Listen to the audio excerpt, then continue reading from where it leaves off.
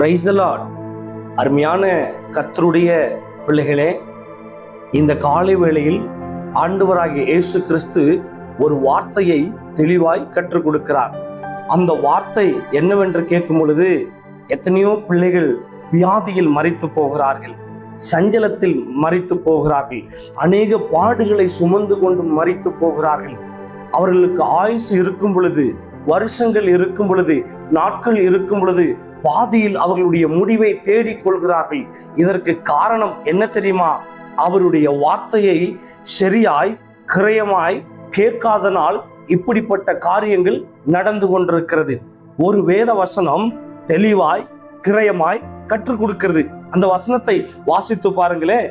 நீதிமொழிகளின் புஸ்தகம் 4ஆம் அதிகாரம் 10வது வசனத்தை வாசித்து பார்க்கும் பொழுது அந்த வேத வசனம் தெளிவாய் சொல்லுகிறது, என் மகனே கேள், என் வார்த்தைகளை ஏற்றுக்கொள், அப்பொழுது உன் ஆயுசின் வருஷங்கள் அதிகமாகும். முதல்ல அவர் சொல்றாரு, என் வார்த்தையை கேளு, என் வார்த்தையை கேட்டு அப்படியே விட்டுறாம அதை ஏற்றுக்கொள், அதை ஏற்றுக்கொண்டு உன்னுடைய இருதயமாகிய பலகையில எழுதிக்கொள், அப்பொழுது உன்னுடைய ஆயுசின் வருஷங்கள் அதிகமாகும் அப்படிங்கிறார். சிறுமியான கர்த்தருடைய பிள்ளைகளே, இந்த நாட்களில் நம்மளை விட்டு வியாதி வெளியே போகணும்னா ஒரு வார்த்தையை கேட்கணும், நம்மளை விட்டு சஞ்சலங்கள் வெளியே போகணும்னா ஒரு வார்த்தையை கேட்கணும். அவருடைய வார்த்தையை கேட்டு உங்க இருதயமாகிய பலகையில் எழுதி கொண்டு அவருடைய வழியிலே நடப்பீர்களானால் உங்களுடைய ஆத்துமாக்கள் காக்கப்படும், உங்களுடைய ஆயுசின் வருஷங்கள் அதிகமாகும் என்று இந்த வேத வசனத்தின் மூலியமாய் சொல்லுகிறார். அவருடைய வார்த்தை ஏற்றுக்கொண்டு விட்டாலே அந்த வார்த்தை உங்களுக்குள் போய் உங்களுக்கு சுகத்தை கொடுக்கிறது, அந்த வார்த்தை உங்களுக்குள் போய்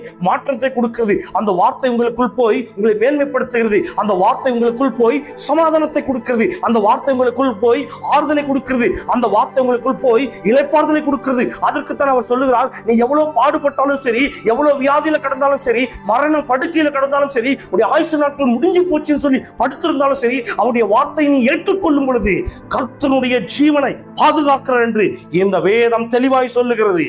அருமையான கர்த்தருடைய பிள்ளைகளே, தயவு செய்து அவருடைய வார்த்தை ஏற்றுக்கொண்டு அவருடைய வார்த்தை கேட்டு உங்களுடைய ஆயுசு நாட்களை நீங்கள் காத்துக்கொள்ளுங்கள். அதை தான் இந்த வேத வசனம் தெளிவாய் கற்றுக் கொடுக்கிறது. வியாதியில மரிச்சு போவது தெய்வத்தினுடைய சித்தம் இல்ல, பாடுகள்ல மரிச்சு போவது தெய்வத்தினுடைய சித்தம் இல்ல, கண்ணீர்ல மரித்து போவது தெய்வத்தினுடைய சித்தம் இல்ல. அவர் நீங்க வாழ வேண்டும் என்று அவர் விரும்புகிறார். ஆயுசு நாட்கள் அதிகமாக வேண்டும் என்று அவர் விரும்புகிறார்.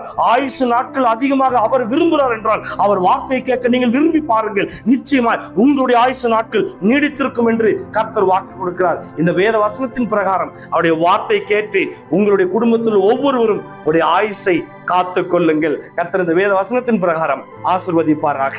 ஆமென்.